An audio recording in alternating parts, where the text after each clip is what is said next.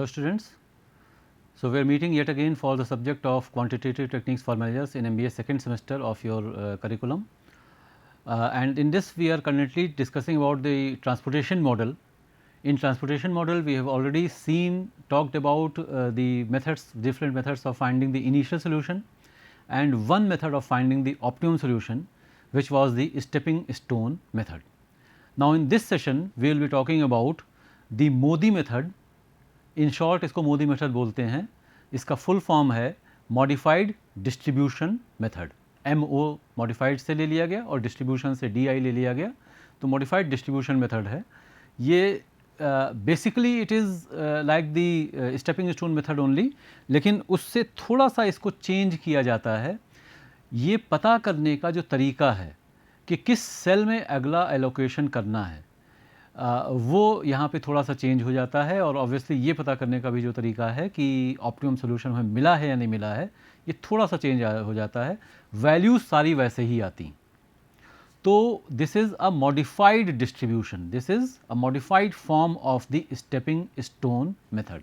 कुछ स्टूडेंट्स को थोड़ा सा ये प्रॉब्लम हो सकती है, जो स्टेपिंग स्टोन मेथड में क्लोज्ड लूप बनाए जाते हैं, तो क्लोज्ड लूप बनाने में थोड़ी प्रॉब्लम आ सकती है. तो यहाँ पर जो एक बेनिफिट है, बेनिफिट ये नहीं है कि क्लोज लूप बनाना ही नहीं पड़ेगा, लेकिन बेनिफिट ये है कि क्लोज लूप कम बनाना पड़ेगा, काफ़ी कम बनाना पड़ेगा. जैसे कि स्टेपिंग स्टोन मेथड में हर इटरेशन में जितने अनऑक्यूपाइड सेल्स थे सबके लिए हमें एक क्लोज लूप बनाना पड़ता था. यहाँ पे हर इटरेशन में हमें एक सिंगल क्लोज लूप बनाना होगा. तो ये हमारा मॉडिफाइड डिस्ट्रीब्यूशन मेथड है. यहाँ पर इनिशियल बेसिक फिजिबल सोल्यूशन से ही शुरुआत करेंगे, जैसे कि स्टेपिंग स्टोन मेथड में कर रहे थे. फिर हम कुछ यहाँ वेरिएबल्स लेंगे, रो वेरिएबल्स और कुछ कॉलम वेरिएबल्स, और उनकी मदद से for each unoccupied cell we will be computing improvement indices. और ये इम्प्रूवमेंट इंडिसेस जो हैं ये हमको बताएंगे कि हमें ऑप्टिमम सोल्यूशन मिला है या नहीं मिला है. When all the improvement indices will be positive और zero, the optimum solution has been reached. तो अगेन वही प्रॉब्लम लेकर के जो हमने पहले देखी थी, उस प्रॉब्लम को लेकर के हम लोग एक बार यहाँ पे फिर से देखते हैं कि किस तरीके से मॉडिफाइड डिस्ट्रीब्यूशन मेथड में आगे प्रोसीड करते हैं. तो ये लीस्ट कॉस्ट मेथड वाला जो सोल्यूशन हमने लिया था, इनिशियल सोल्यूशन, वही यहाँ पे भी हम ले रहे हैं. और उसके बाद हमने क्या किया है, यहाँ पे सिंपल इतना किया है कि for each row we are using a variable. उसको U1, U2, U3 और रोज होती तो U4, U5 हो जाती. और हर कॉलम के लिए हम कुछ कॉलम वेरिएबल्स ले रहे हैं जिन्हें हम V1, V2, V3, V4, V5 इस तरह से नाम दे सकते हैं. इसके बाद हमने यहाँ पर आप देख सकते हैं कुछ इक्वेशंस लिखी हैं. ये क्या इक्वेशंस हैं? ये इक्वेशंस कहाँ से आई? हर भरे सेल के लिए हम ये इक्वेशंस लिख रहे हैं. कैसे लिख रहे हैं? The first occupied cell is this one F1W4. तो F1W4 से रिलेटेड जो रो वेरिएबल है वो है U1, तो वो हमने U1 लिखा.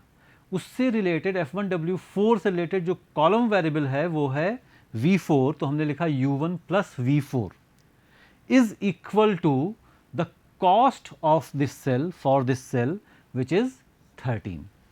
तो जितने भी भरे सेल हैं उन सब के लिए हम ये इक्वेशन लिख रहे हैं. तो U1 plus V4 is equal to 13. दूसरी क्या बनी? दूसरा भरा सेल है F2W1, तो बना U2 plus V1 is equal to 17. U2 plus V1 is equal to 17, ये इक्वेशन बन गई. फिर ऑक्यूपाइड सेल है F2W3, तो U2 plus V3 is equal to 14. U2 plus V3 is equal to 14, ये तीसरी इक्वेशन बनी. Similarly the next occupied cell is F3W1, so U3 plus V1 is equal to 32. U3 plus V1 is equal to 32, the fourth equation. Next occupied cell is F3W2. So U3 plus V2 is equal to 27. U3 plus V2 is equal to 27. Fifth equation. And the last occupied cell is F3W4. So U3 plus V4 equal to 41. U3 plus V4 is equal to 41. The sixth equation. तो ये 6 equations हमको मिल गई. जितने भी occupied sales होंगे उतनी equations मिल जाएंगी. Obviously we already know, पिछली बार जो कि मैंने आपको बताया था कि m प्लस n माइनस 1, इस केस में 3 प्लस 4 माइनस 1 इतने ही ऑक्यूपाइड सेल्स हमको मिलने हैं. तो 3 प्लस 4 माइनस 1 6 ऑक्यूपाइड सेल्स मिलेंगे। वेरिएबल कितने हैं जो हमने वेरिएबल लिए हैं, वेरिएबल कितने होंगे, m प्लस n होंगे। जितनी रोज हैं सबके लिए एक वेरिएबल है, जितने कॉलम हैं सबके लिए एक वेरिएबल है। तो m प्लस n इतने तो वेरिएबल हो गए हमारे पास। तो m प्लस n इतने वेरिएबल हो गए और जो इक्वेशंस हैं वो उससे एक कम आ रही है, ये चीज़ हमको यहाँ पर मिल रही है। तो सारे वेरिएबल्स की अगर हमको वैल्यू निकालनी है, ये पॉसिबल नहीं हो पाएगा क्योंकि इक्वेशन कम है। इक्वेशंस क्योंकि कम हैं इसलिए सारे वेरिएबल्स की वैल्यू नहीं निकल सकती। तो उसका तरीका हमको पता है, जो काम पहले हम कर चुके हैं। हमारे पास जितने एक्स्ट्रा वेरिएबल हैं उनकी वैल्यू हम 0 रख सकते हैं। तो 7 वेरिएबल हैं, 6 इक्वेशन हैं, किसी एक वेरिएबल की वैल्यू 0 रख दें। लेट अस से हम u1 को अगर 0 रख दें तो बाकी की वैल्यू निकाल सकते हैं। तो u1 तो हमने रख दिया 0, u1 हमने रख दिया 0। तो u1 प्लस v4 13 है, तो v4 की वैल्यू हो जाएगी 13। जब v4 की वैल्यू 13 मिल गई तो u3 प्लस v4 41 है, तो u3 निकल आएगा। इस तरह से एक एक करके सारी वैल्यूज़ हमको मिल जाएंगी, सारी वैल्यूज़ मिल जाएंगी। और वो वैल्यूज़ जो हैं वो हमने इस तरह से निकाल ली। अगर यहाँ पे u1 को 0 माना, किसी और को अगर हमने 0 माना होता तो वैल्यूज़ थोड़ी चेंज हो जाती, उससे कोई दिक्कत नहीं है। जो यहाँ पे जो हमारी वैल्यूज़ जो आ रही हैं ये सेम रहेंगी, ये यही रहेंगी, इसमें एक समस्या नहीं आएगी। तो ये क्या वैल्यूज़ हैं, ये हम क्या निकाल रहे हैं, these are the improvement indices, these are known as the improvement indices. हम हर सेल के लिए इम्प्रूवमेंट इंडेक्स निकालेंगे, हर उस सेल के लिए जो खाली है। For each unoccupied cell we will finding improvement indices delta I J, I है रो नंबर, जे है कॉलम नंबर। तो डेल्टा आई जे कंप्यूट करेंगे। ये कैसे निकाला जा रहा है, this is equal to C I J, यानी कि इस सेल की जो कॉस्ट है, माइनस यू आई इस सेल का जो रो वेरिएबल है, माइनस वी जे इस सेल का जो कॉलम वेरिएबल है। तो जैसे जो पहला सेल है खाली F1W1, इसकी जो कॉस्ट है वो 21 होगी। तो डेल्टा 11 हो गया 21 minus U1 0 minus V1 which is 4। तो माइनस 21 माइनस 0 माइनस 4, ये आ गया 17। Similarly, we are calculating the delta for each of the unoccupied cells. तो डेल्टा आई जे जिसको हम इम्प्रूवमेंट इंडेक्स बोल रहे हैं, ये सबके लिए कैलकुलेट कर रहे हैं। F1W2 के लिए, F1W3 के लिए, F2W2, F2W4, F3W3 सबके लिए कैलकुलेट कर रहे हैं और ये वैल्यूज़ हमको आ रही हैं। और इसमें एक वैल्यू हमको ऐसी मिल रही है, दो वैल्यू ऐसी मिल रही हैं जो नेगेटिव है। ये वैल्यूज़ वही हैं जो स्टेपिंग स्टोन मेथड में मिल रही थी through the closed loop. Values वही हैं, उनको निकालने का, कैलकुलेट करने का तरीका अलग है। और दो जो नेगेटिव वैल्यूज़ हैं वो ये इंडिकेट करेंगे कि current solution is not optimum. The current solution जहाँ पे की कॉस्ट है वही 922 जो कॉस्ट है, ये ऑप्टिमम नहीं है, ये ऑप्टिमम नहीं है। इसको और डिक्रीज़ किया जा सकता है। और कैसे किया सकता है, या तो हम F2W4 में एलोकेशन कर दें या तो F3W3 में एलोकेशन कर दें। और F2W4 में अगर करेंगे तो कॉस्ट पर यूनिट 3 रुपये कम होगी। F3W3 में अगर एलोकेशन करें तो कॉस्ट पर यूनिट -11 या 11 रुपीज़ कम होगी, अगर ये रुपीज़ है। तो इसका मतलब है कि हम यहाँ पे एलोकेट करेंगे। और एलोकेट यहाँ पे जैसे हमने डिसाइड किया कि it has to be F3W3, तो वहाँ पे कितना करें, कैसे करें, उसके लिए वही तरीका है क्लोज लूप। मैंने आपको कहा था एक बार तो बनाना पड़ेगा हर इटरेशन में। तो क्लोज लूप यहाँ बनाएंगे, यहाँ से इधर गए, यहाँ से ऊपर आ गए, यहाँ से वापस इधर और वापस टू दी ओरिजिनल सेल। यहाँ हो गया थीटा, यहाँ हो गया माइनस थीटा, यहाँ हो गया प्लस थीटा और यहाँ भी हो गया minus theta. 5 minus theta, 12 minus theta, बाकी सब सेम है, वही चीज़ें मिलेंगी हमको जो कि स्टेपिंग स्टोन में मिल रही थी। अगर आप पिछले सेशन को जा करके दोबारा से देखेंगे तो वही वैल्यूज़ मिल रही हैं फिर से। अब यहाँ पे हो जाएगा थीटा की वैल्यू आ जाएगी 5, थीटा की वैल्यू 5 आ जाएगी। और थीटा की वैल्यू जब 5 रखेंगे तो यहाँ 5 हो जाएगा, यहाँ 0 हो जाएगा, यहाँ 6 हो जाएगा, यहाँ 7 हो जाएगा। और कॉस्ट उतनी ही रिड्यूस होगी जितनी कि वहाँ पे रिड्यूस हो रही थी। तो इस तरीके से यहाँ पे भी हमको कॉस्ट रिड्यूस होकर के मिल जाएगी। So this is the way in which we go about calculating the improvement indices and finding the cell किस में एलोकेशन करना है। तो इस तरीके से यहाँ पर भी हमारा एक इटरेशन तो कंप्लीट हो गया। This completes one iteration. एक इटरेशन कंप्लीट हुआ, कॉस्ट जो है हमारी रिड्यूस होकर के 922 से कॉस्ट रिड्यूस होकर के हो गई है 867। 867 कॉस्ट रिड्यूस होकर के आ गई। यही प्रोसेस जब हम इसको जो हमने ऑप्टिमाइज़ किया, एक स्टेप आगे बढ़े, जो हमको कॉस्ट मिल रही है, अब यही पूरा का पूरा प्रोसेस हमको रिपीट करना है तब तक जब तक कि सारे इम्प्रूवमेंट इंडिसेस पॉजिटिव या ज़ीरो नहीं हो जाते हैं। तो यही है पूरा हमारा मॉडिफाइड डिस्ट्रीब्यूशन मेथड। तो कैसे आगे बढ़ेंगे, इसका मतलब है कि दोबारा से हमको वही सारे जो वेरिएबल्स हमारे हैं, row variables and column variables u1, u2, u3, v1, v2, v3, v4, ये अलग हैं, ये वो वाले नहीं हैं, क्योंकि ऑक्यूपाइड सेल कम से कम एक तो चेंज हो गया, एक ऑक्यूपाइड सेल चेंज हो गया है। 6 ऑक्यूपाइड सेल्स जो थे उसमें से 5 तो वही हैं जो कि पहले से भरे हुए थे, उसमें से एक खाली हो गया है, दूसरा कोई ऑक्यूपाई हो गया है। एक्चुअली ये वाला ऑक्यूपाइड था, ये खाली हो गया है, ये अनऑक्यूपाइड था, भर गया है। तो एक इक्वेशन तो बदल ही जाएगी और उससे कई वैल्यूज़ हमारी चेंज हो सकती हैं। तो फिर से अगर हम इक्वेशंस बनाएंगे तो हमको इक्वेशन क्या मिलेगी, एक इक्वेशन मिलेगी u1 plus v4 is equal to 13, u2 plus v1 is equal to 17, again u2 plus v3 is equal to 14, then u3 plus v2 is equal to 27, u3 plus v3 is equal to 18, u3 plus v4 is equal to 41. Again we will be getting 6 different equations for these 7 variables. ये जो 7 variables हमारे पास हैं, इनके लिए हमको 6 equations फिर से मिल जाएंगी। फिर से हमें इन 7 वेरिएबल्स की वैल्यू चाहिए, लेकिन सातों की वैल्यू नहीं निकाल सकते, इसलिए इन 7 में से किसी एक को हमें फिर से 0 रख देना होगा। किसी एक को 0 रखेंगे तो बाकी 6 की वैल्यू निकल आएंगी। सातों वैल्यूज़ जो हैं वो लिख लेंगे हम लोग, और उसके बाद फिर से हमको ये चेक करना है कि अब जो करंट कॉस्ट है, अभी जो कॉस्ट है वो 867 जो है वो ऑप्टिमम है या नहीं। कैसे चेक करेंगे, इम्प्रूवमेंट इंडेक्स, हर खाली सेल के लिए इम्प्रूवमेंट इंडेक्स हमको निकालनी पड़ेंगी।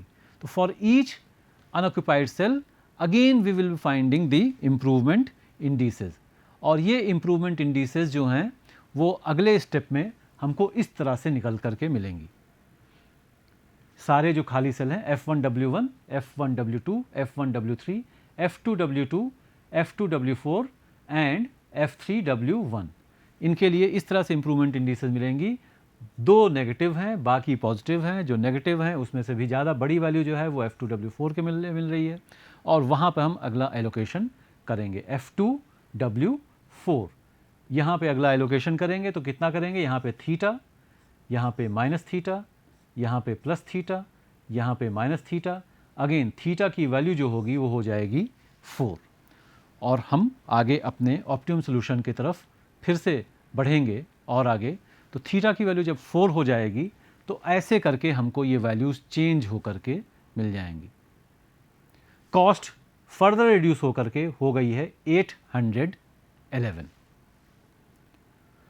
तो इफ़ यू रिमेंबर, और इनको कंपेयर करते हुए चलें स्टेपिंग स्टोन मेथड से, और इसमें जो सिमिलैरिटीज़ हैं और जो डिफरेंसेस हैं। क्या सिमिलैरिटीज़ हैं? सिमिलैरिटीज़ ये हैं कि हमें हर स्टेप में ये पता करना है कि ऑप्टिमम सोल्यूशन ये वाला है या नहीं है। ये चेक करने के लिए हमें वहाँ पर इस डिफरेंस क्या है, वहाँ पर हमें क्लोज लूप बनाना था, यहाँ पर हम क्लोज लूप के बजाय इम्प्रूवमेंट इंडेक्स निकाल रहे हैं। इम्प्रूवमेंट इंडेक्स निकालने का जो तरीका है वो थोड़ा सा लंबा हो जाता है। तो ये चीज़ एक हम लोग देखेंगे, एक इन जनरल रूल कह सकते हैं ऑपरेशन रिसर्च के सारे मॉडल्स में, कि दो में से एक ड्रॉबैक तो होगा, या तो लंबा होगा मॉडल या तो आसान होगा। दोनों वाले भी कुछ हैं मॉडल्स, लेकिन इन जनरल ऐसा ही मिलेगा। तो फॉर एग्जांपल सिंप्लेक्स मेथड लंबा तो था लेकिन मुश्किल था। ट्रांसपोर्टेशन मॉडल में स्टेपिंग स्टोन मेथड जो हम लोगों ने देखा वो उससे कंपैरेटिवली आसान बोल सकते हैं, लेकिन उससे लंबा हो गया। मोदी मेथड जो है वो थोड़ा सा और लंबा हो गया, थोड़ा सा आसान भी है। आसान क्या है कि स्टेपिंग स्टोन जो है या फिर जो क्लोज लूप है वो आपको नहीं बनाने पड़ रहे हैं, ये आसानी है। लेकिन लंबा ज़्यादा हो जाता है क्योंकि हर स्टेप में, हर इटरेशन में आपको जो U1, U2, U3 ये सारे रो और कॉलम वेरिएबल्स लेने पड़ेंगे, उनको डिफाइन करना पड़ेगा, उनकी इक्वेशंस बनानी पड़ेंगी, उन इक्वेशंस को सॉल्व करना पड़ेगा। ये ध्यान रहे कि अगर थोड़ी सी भी आपकी मैथमेटिक्स में ज़्यादा से दुश्मनी नहीं है अगर मैथमेटिक्स से, तो ये प्रोसेस मुश्किल तो नहीं है लेकिन लंबा ज़रूर है, क्योंकि इक्वेशंस जो हम लोग सॉल्व कर रहे हैं वो आसान सी इक्वेशंस हैं, कोई ऐसी कॉम्प्लिकेटेड इक्वेशंस नहीं है। तो थोड़ा सा भी अगर आपको मालूम है कैसे करना है तो कर सकते हैं। हाँ, लंबा प्रोसेस है, और लंबे प्रोसेस के साथ साथ प्रॉब्लम क्या हो जाती है, दिक्कत क्या है कि कौन सा स्टेप कब परफॉर्म करना है, ये प्रैक्टिस से ही आ सकता है। तो थोड़ा प्रैक्टिस अगर आप करेंगे तो वो एक फ्लो में आपके आ जाएगा कि अब ये करना, अब ये करना, अब ये करना, वो ज़रूरी है। क्योंकि स्टेप आगे पीछे अगर कहीं हो गए, कोई स्टेप भूल गया एक बीच में, तो फिर आगे फिर आप नहीं प्रोसीड कर पाएंगे और पूरी जो लंबे मेथड्स हैं उसमें दिक्कत आ सकती है। और एक थिंग चीज़ जो आपको ध्यान रखनी पड़ेगी, one thing that you must remember and take care of while solving any model actually of operations research, वो ये है कि ज़्यादा कॉम्प्लिकेटेड कैलकुलेशंस तो नहीं होते हैं, लेकिन कैलकुलेशंस काफ़ी ज़्यादा हैं, कैलकुलेशंस ज़्यादा हैं चाहे कॉम्प्लिकेटेड ना हो। तो ध्यान से करना पड़ेगा, कहीं एक छोटी सी भी गलती हो गई, कोई फ्रैक्शन 1/2 की जगह 1/3 लिख दिया, कहीं माइनस के जगह बजाय प्लस लगा दिया, प्लस के बजाय माइनस कर दिया, तो गलती जो होगी वो आप फिर ढूंढ नहीं पाएंगे। एक तो गलती स्पॉट कर पाना कि गलती की है, ऐसा भी होगा कि हो सकता है आप बार बार उसी में घूमते रह जाएं क्योंकि इटरेशंस आपके बढ़ते चले जाएंगे। आप ऑप्टिमम सोल्यूशन निकालने का तो तरीका है यहाँ पर जो एक एडवांटेज है वो ये है कि हमें पता चल जाता है कि आंसर मिला कि नहीं मिला। भाई यहाँ तब तक जब तक कि नेगेटिव सारे नहीं हो जाते, नेगेटिव वाले सारे हट नहीं जाते हैं, तब तक आपको मालूम है कि नहीं मिला है आंसर। तो अगर कहीं गलती करेंगे तो पता लगा कि नेगेटिव वाली वैल्यू जा ही नहीं रही और एक ही सवाल में आपने काफ़ी टाइम लगा दिया। तो दो मेरी एडवाइस हैं, एक तो ध्यान से कैलकुलेशन करें कि ऐसी कोई सिली मिस्टेक या केयरलेस मिस्टेक हो ना, और उसके बावजूद भी गलती कोई जानबूझ के तो करता नहीं है, तो हो भी सकती है। अगर कहीं पर फंस जाते हैं तो इट इज़ बेटर कि उस क्वेश्चन को छोड़ करके, स्किप करके एग्ज़ाम सिचुएशन में आगे निकल जाएं और उसको दोबारा से चाहे आकर के चेक कर लें, लेकिन एक ही क्वेश्चन में ज़्यादा टाइम लगा देंगे तो फिर आगे और क्वेश्चंस में के लिए टाइम की कमी पड़ सकती है। तो coming back to this question, तो यहाँ पर अब हमको जो कॉस्ट मिल गई है वो हो गई 811। फिर से वही काम हमको करना है, तो सारी जो वैल्यूज़ थी उनको फिर से हम लोग लेंगे, सारे वेरिएबल्स, रो वेरिएबल्स, कॉलम वेरिएबल्स फिर से लेंगे, इक्वेशंस बनाएंगे, इक्वेशन बना के इम्प्रूवमेंट इंडिसेस निकालेंगे, और इम्प्रूवमेंट इंडिसेस जब निकालेंगे तो फिर से रिड्यूस करके उसी तरीके से हमें जब थीटा को 3 रखेंगे और वैल्यूज़ अब जो आ रही हैं वो 796 आ रही हैं, और फिर से अगर यहाँ पर हम लोग करेंगे और दोबारा कैलकुलेट करेंगे तो लास्ट में अब जैसा कि स्टेपिंग स्टोन मेथड में था उसी तरीके से यहाँ पर भी हमको ऑप्टिमम सॉल्यूशन की कंडीशन फुलफिल हो जाएगी। सारी इम्प्रूवमेंट इंडिसेस अब हमको पॉजिटिव मिलेंगी and that will indicate that the current solution now is the optimum solution. So this is about the modified distribution method. ये दो मेथड्स हैं हमारे पास ट्रांसपोर्टेशन मॉडल प्रॉब्लम को सॉल्व करने के लिए। दोनों में से कोई भी मेथड आप यूज़ कर सकते हैं। एक और चीज़ है कि रेयर है, लेकिन ऐसा भी हो सकता है कि आपसे कोई प्रॉब्लम ना पूछ करके ये भी कहा सकता है कि मॉडिफाइड डिस्ट्रीब्यूशन मेथड को डिस्क्राइब कर दीजिए। तो ऐसे क्वेश्चंस भी आ सकते हैं, कभी कभी एग्जाम में आते हैं। वॉजेस अप्रॉक्सीमेशन मेथड के बारे में आ जाता है।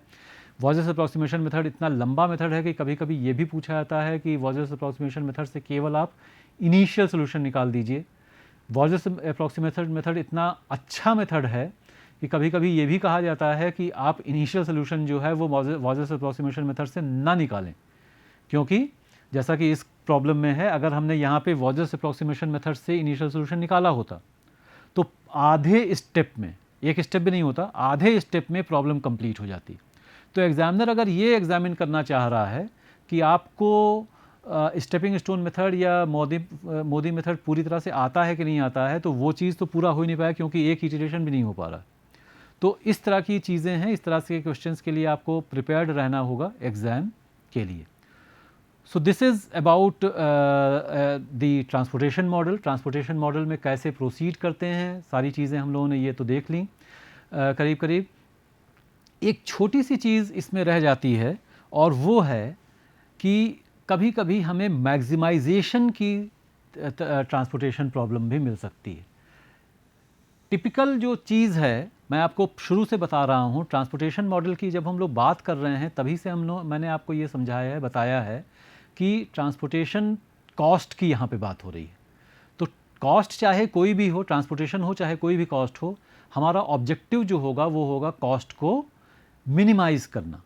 हम कॉस्ट को मिनिमाइज़ करना चाहते हैं। लीनियर प्रोग्रामिंग प्रॉब्लम जो होती है या लीनियर प्रोग्रामिंग मॉडल जो होता है वो जनरल पर्पस मॉडल है। वहाँ पर हम किसी भी तरह की सिचुएशंस को हैंडल कर सकते हैं। हमें प्रॉफिट मैक्सिमाइज़ करना हो तो भी हम एलपी यूज़ करते हैं, और कॉस्ट मिनिमाइज़ करना हो चाहे किसी भी तरह की कॉस्ट हो उस तो भी हम एलपीपी को यूज़ कर सकते हैं।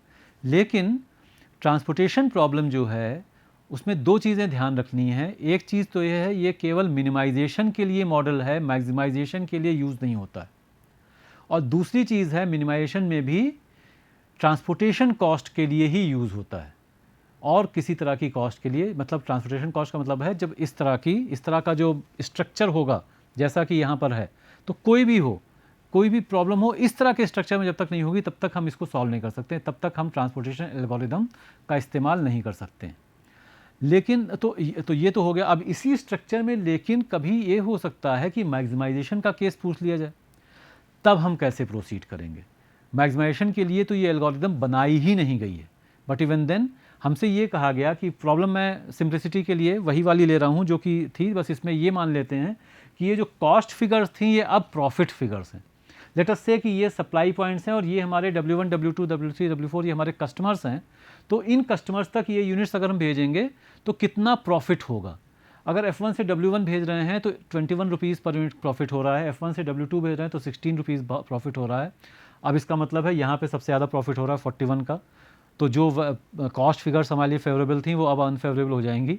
तो इस तरह से दिया हुआ है। अब ये सिंप्लेक्स की तरह से नहीं है, एलपी मॉडल की तरह से नहीं। वहाँ पे क्या था कि अगर पॉजिटिव वैल्यूज़ हैं तो उनको यूज़ करके मैक्सिमाइज़ कर ले रहे थे, और नेगेटिव वैल्यूज़ को यूज़ करके मिनिमाइज़ कर ले रहे थे। यहाँ पे ऐसा नहीं है। ये तो प्रॉब्लम, ये जो मॉडल है ये तो बनाया ही नेगेटिव वैल्यूज़ को के इस्तेमाल के लिए या कॉस्ट को मिनिमाइज़ करने के लिए है। तो उसी तरीके से उसका उल्टा काम करने से मैक्सिमाइज़ नहीं हो जाएगा। फिर क्या करेंगे? फिर सिंपल तरीका ये है कि हम इन कॉस्ट्स, इन प्रॉफिट फिगर्स को हम कन्वर्ट कर लेंगे कॉस्ट फिगर्स में। कैसे करेंगे? कॉस्ट नहीं, या फिर इसको हम अपॉर्चुनिटी कॉस्ट में कन्वर्ट करेंगे।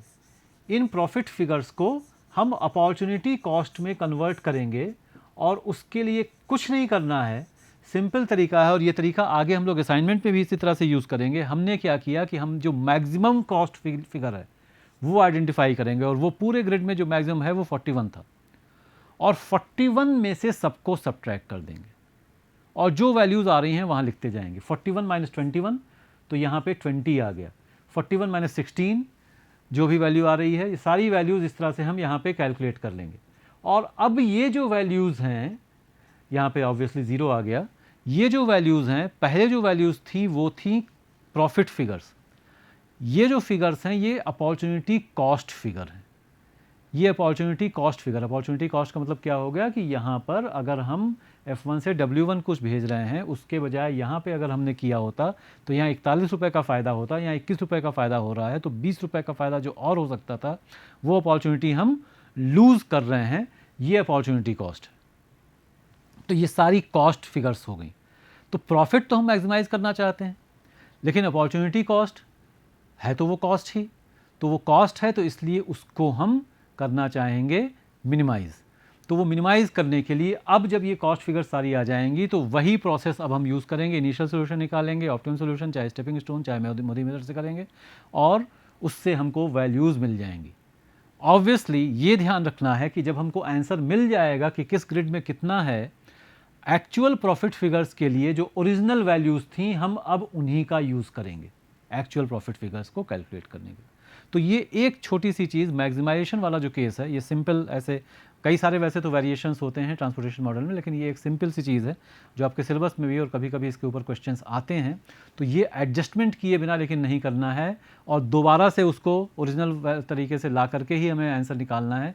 इन चीज़ों का ध्यान रखते हुए हम लोग ट्रांसपोर्टेशन मॉडल मैक्सिमाइजेशन के लिए यूज़ करेंगे। तो this completes the transportation model. Next session में हम लोग अगला एक मॉडल यूज़ करेंगे, उसको समझेंगे। Thank you.